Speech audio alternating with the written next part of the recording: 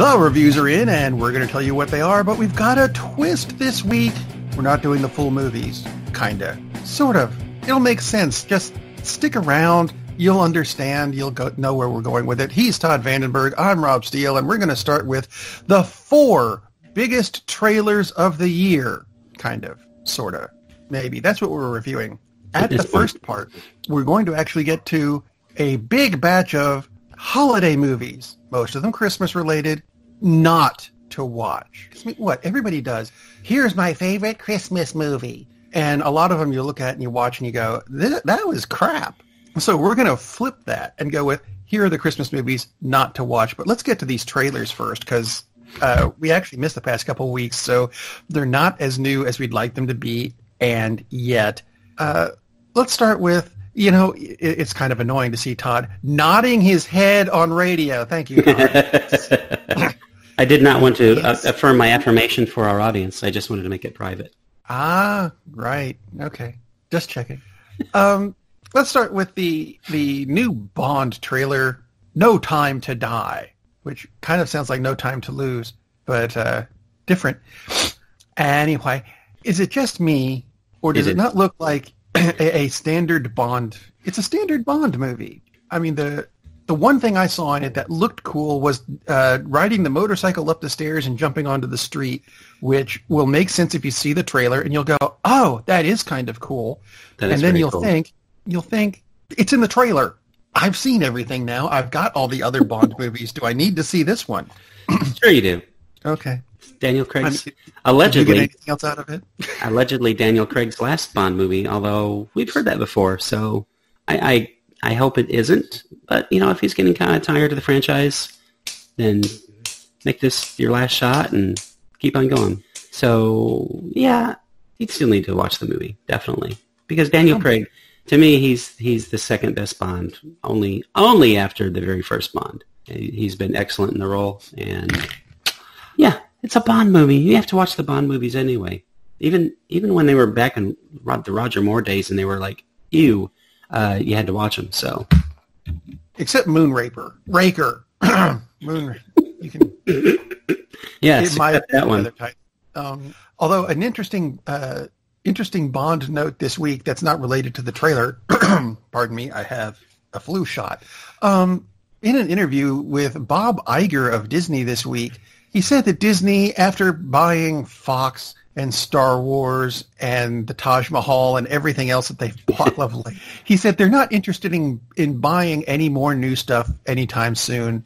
But he is a big fan of the Bond movies. And I thought to myself, geez, that's all Disney needs is to get the Bond movies. Because that I can't even see that making sense for Disney. No, they would have to put that under a separate, like, revive.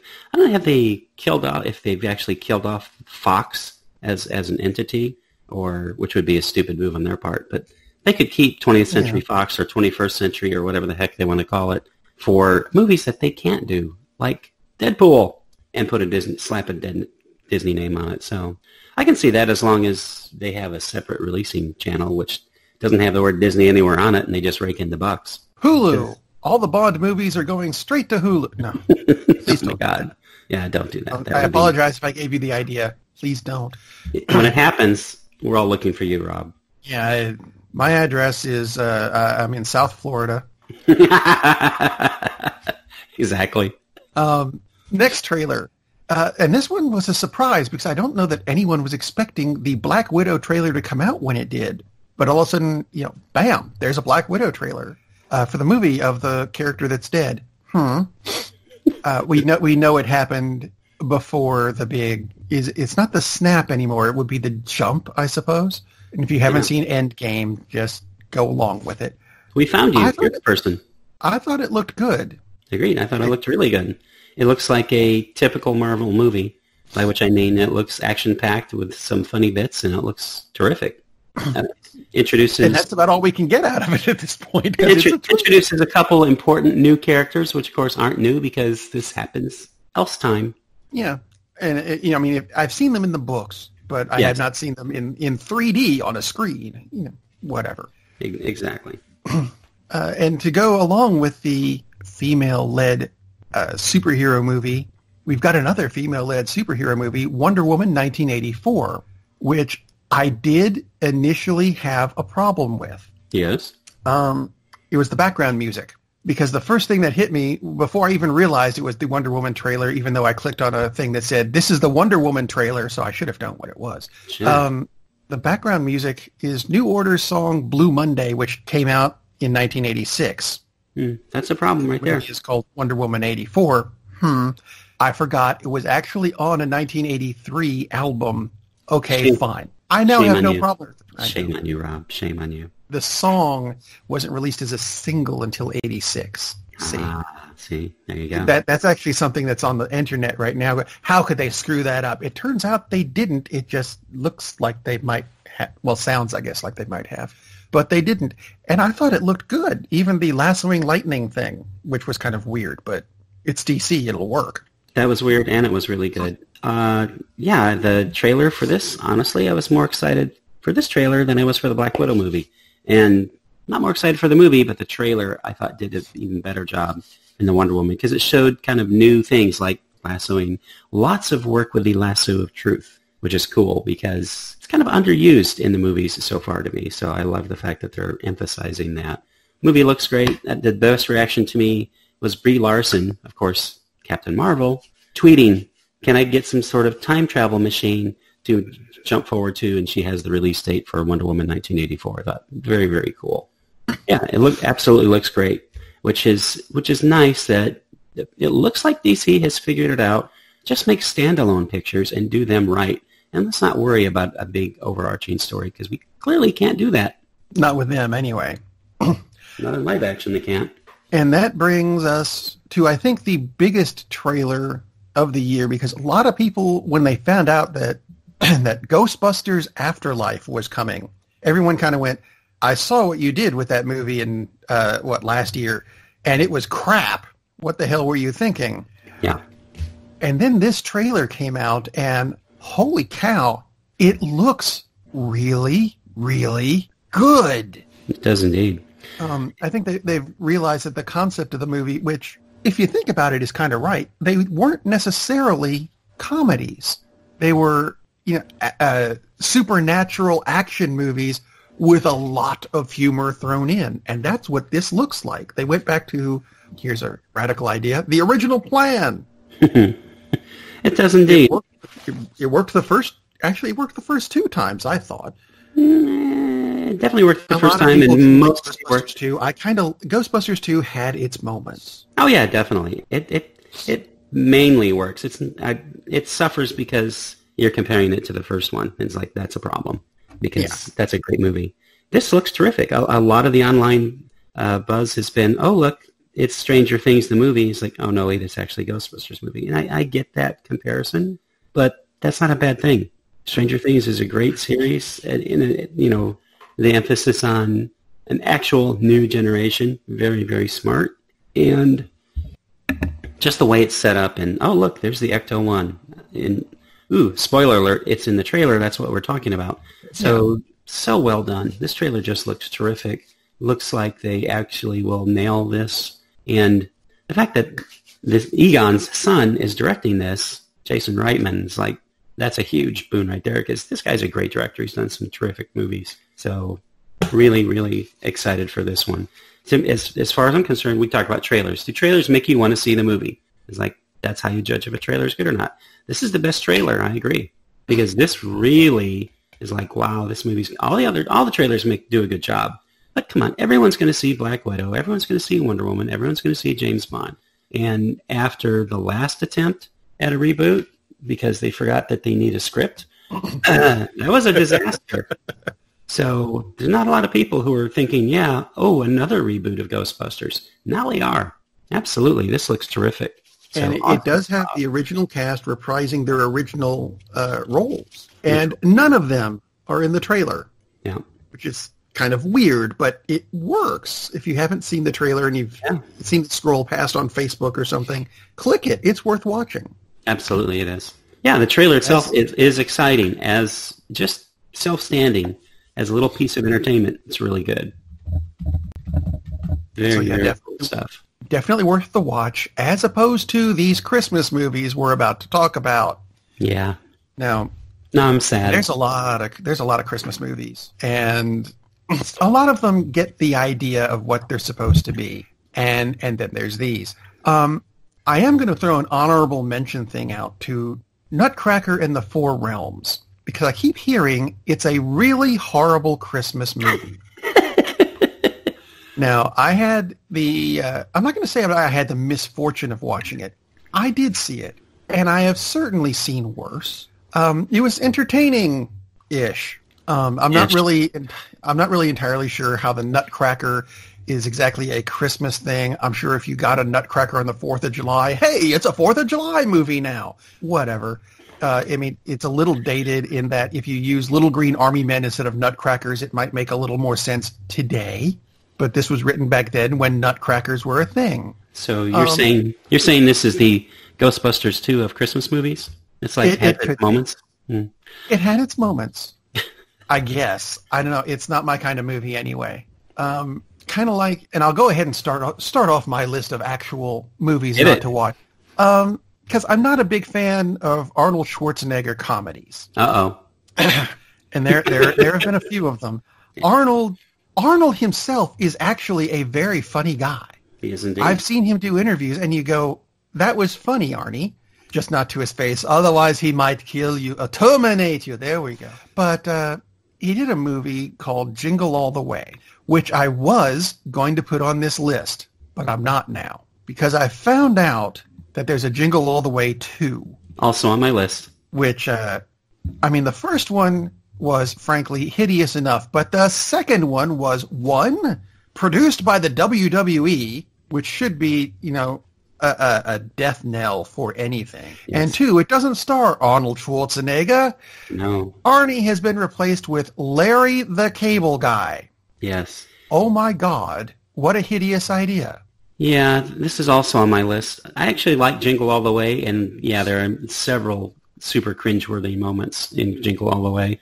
But Larry the Cable Guy is one of the least funny people on the planet. Obviously, other people disagree because he has a career somehow. But I did want to give a shout out to Prilosec, which does work, although I'm not sure why you got Larry the Cable Guy as your spokesperson. Oh, I know why. Because he gives you heartburn just seeing him or hearing his voice. So it makes you want to reach for the pills. It's a selling gimmick. Or thinking about his ridiculous gimmick. I can say this about him. He does better stand-up than acting, and his stand-up is awful. He is a god-awful...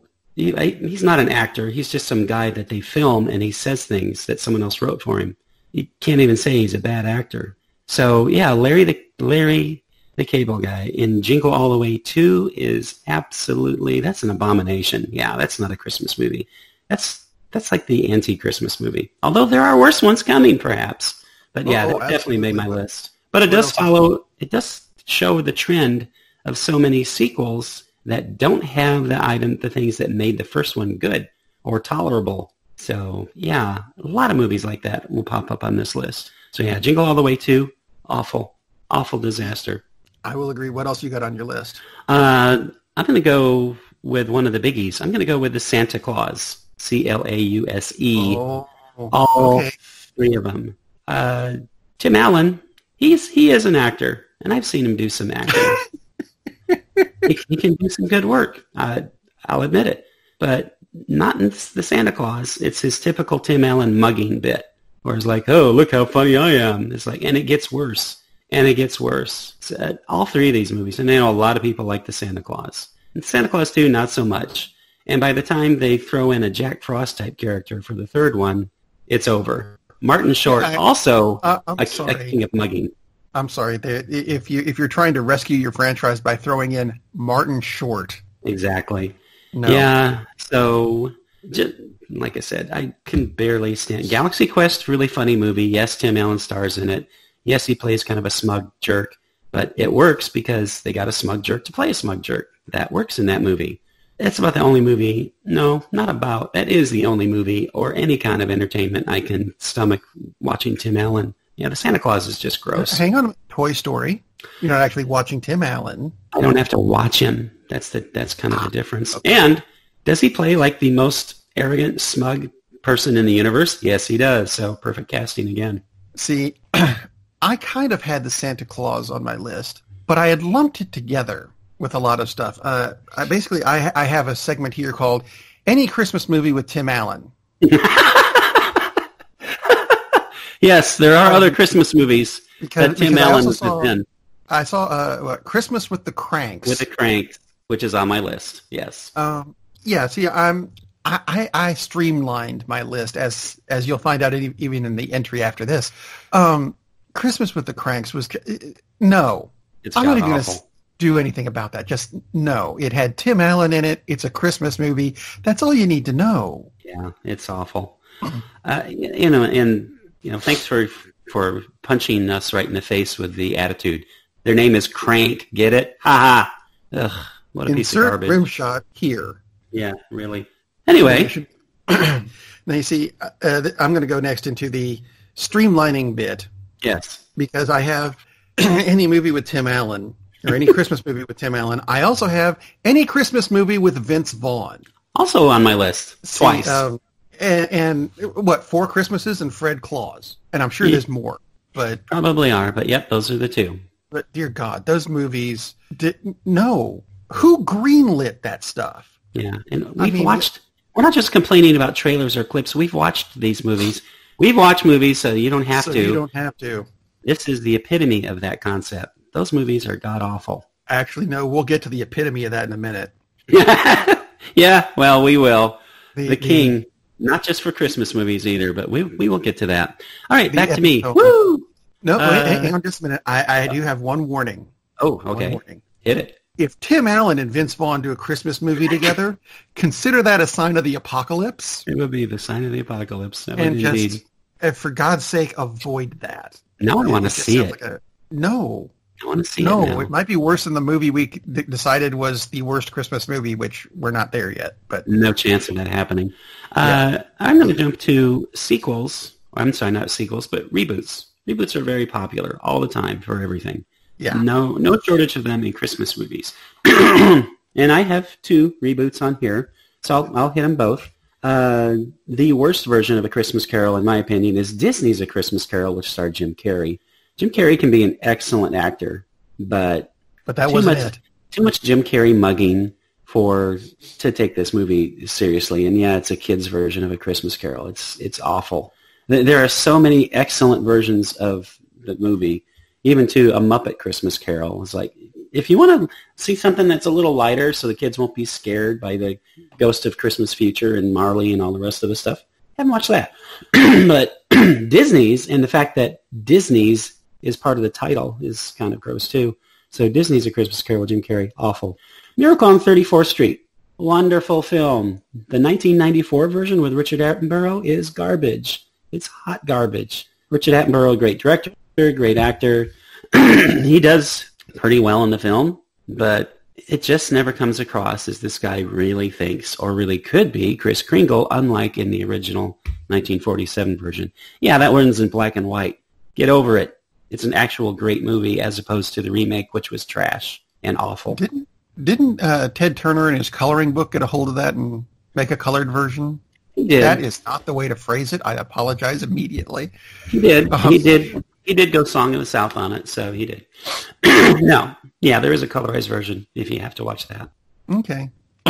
Pardon me. We apologize for all the coughing that we're doing, but flu shots. Yeah, let's be realistic. We do recommend get the flu shot, but at the same time, yeah, I think there's a reboot that you missed. Probably.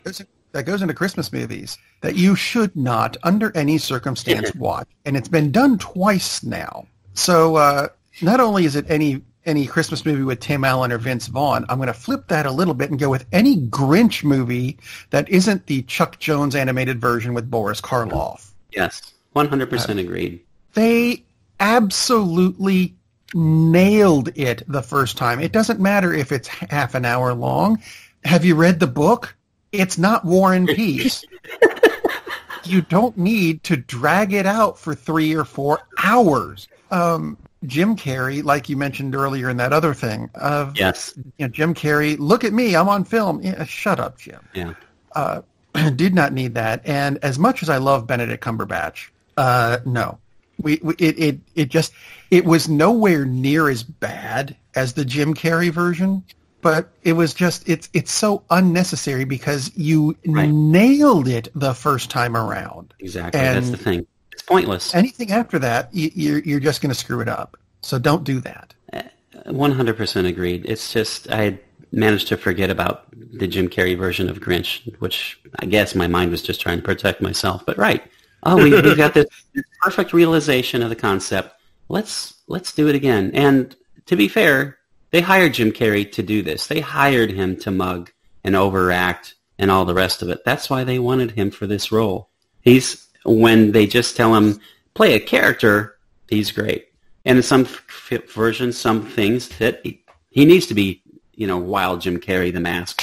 Perfect for that role. But that made sense. Those were terrible decisions, and that's not on Jim Carrey. That's on the directors. That's on the producers who said, this is what we want. It's like, that's an awful decision. Awful. I will go on with my next, which is, we're getting down to the nitty-gritty for me. I've got one left, and you know what that one is. Well, then I'll hit the big one, because I'm just a throw-in is Jack Frost with Michael Keaton. Michael Keaton's a terrific actor, super funny, not a good movie. There are like 9 movies called Jack Frost, by the way, and most of them are horror movies, and all of them are terrible, the ones I've seen. I'm going to hit the big one for me, not the biggest, but the big one for me is Home Alone. I'm not just talking about Home Alone 2 or Home Alone 3 or 4 or 5, and yes, those do exist. 3, 4, 5 don't have Macaulay Culkin. I knew they went as far as 3. I didn't realize there was a 4 and 5. Yeah, because and they're rebooting it, by the way. Oh, of course, why not? The whole concept is trash to me. It's like, oh look, they forgot their kid. How funny! And then he has to battle. Services, what? Yeah, and then he has to battle home invaders over the holidays, and he tortures them. It's such a funny concept. I didn't like the movie when it came out. I was personally offended that for a while it was the top-grossing comedy in the United States. No longer, thankfully. Not a funny movie. It's a crap movie. And, if you like it, you like it. That's cool. I'll just unfriend you on Facebook, but no. But I never liked the first one. And the fact that they made 4 sequels to this piece of garbage is just amazing. I don't know anybody that likes Home Alone 2. I don't know anybody that likes it. And yet, they made another and another and another. And now they're going to reboot the damn thing. It's like, but it's not the worst Christmas movie of all time. No. And this, we were talking before the show, how this might be the worst overall movie, period, of all time. Yes. For a number of reasons. And we're just going to hit the high parts, low parts. I don't think this has high parts. Unless they were high when they made it, at which point they would be high parts. Kirk Cameron's Saving Christmas. Yep. Now, we were also talking before the show, what was the name of the show that Kirk Cameron was on that made him famous in the first place? And neither of us could come up with it. And I think you came up with the term, the Interchangeable Family Show. Yes. Because it could be, Family Ties Matters, which is a BDSM thing. No, wait. Yes. Sorry. Yeah, the Family Ties, Family Matters, Family this, Family that, Family the other. He was on one of them. Not Full House, apparently. He was on Full House. Oh, my God. He was on Full House and Growing Pains, somehow. He popped up on one episode, apparently, of Full House. Banged the Olsen twins and then left. Yes. Family Ties Matter. All right, so the plot, if you want to call it that, of Kirk Cameron's Saving Christmas. Kirk's brother hates Christmas a lot. So Kirk tries to get him to come around to liking the movie. But his brother says that the holiday is very selfish, which it is, at least now. And he had this great quote in the middle of it of, wouldn't that money be better spent on the poor? Do you realize how many hungry we could feed with this? Or how many wells we could dig in Africa? This cannot be what God wants for his celebration. Did I mention that his brother was uber Christian? He's got the right idea. He has caught on, but Kirk Cameron must save him from understanding what God wants in the first place. And it just goes downhill from there, culminating. I understand. I I could not sit through this movie. I understand you did. I did. And I understand at the end of it, Kirk Cameron breakdances. Let's not even talk about that. The fact that the brother-in-law who gets the concept of what Christmas is really about, his name is Christian. Interesting. Hint. Yeah. Hint. But according to Kirk Cameron, no, he doesn't understand the concept of Christmas because giving presents is all about honoring the gift of life that Christ brought us and all this other. It's like, dude, did you donate all the proceeds from this movie to helping the poor? It's like, no, didn't see anything about that. Maybe he did, but I guarantee you if this had been a work of charity, they would have put that all over the world as they could have. So no, he decided to profit off Christmas. So yeah, way to go. The best thing about this movie is it's an hour and 19 minutes long. That might be the only good thing about it. So kind of like a root canal, I don't know. I'm trying to think of how long a root canal took. It might take about the same amount of time. I'd rather go through that again. I'd rather go through that again twice. Yeah, this is a terrible movie. Absolutely terrible movie. The only people that are in it or have anything to do with it are friends and family of Kirk Cameron. Let's see. Look, cast list. David Shannon. Then there's Cameron Reidner, Everett Reidner, Reese Reidner, Sharon Shannon, Carissa Shannon, Lydia Shannon, Andrew Shannon. Like, weird little cult you have here. There's like 3 families that got together and made this movie. I'm thinking there might be a way of making it worse, though. I'm just make people watch it. If you add Larry the Cable Guy, Vince Vaughn, and Tim Allen, it might make. Actually, that might improve it. That would improve it because Never then mind, I'll shut up. Then you could spread the hate to more of them. Yeah, this is just a terrible and easily the worst of Christmas movies because it's so freaking preachy about this is the right way to celebrate Christmas. Why are you thinking about taking care of the poor? Except it's wrong. It's so terrible. And at least it's not officially titled Kirk Cameron's Saving Christmas, but all the promotional material is Kirk Cameron's Saving Christmas. So again, more about how great Kirk Cameron is as opposed to, I didn't think he was that good on Family Ties Matter. Yeah, it's supposed to be about how awful the over-commercialization of Christmas is, and it's an endorsement of the commercialization of Christmas. And he does talk about how important it is for family to get together and all the rest of it, but I don't know why he's lecturing, and it's his brother-in-law. It's his brother-in-law, not his brother.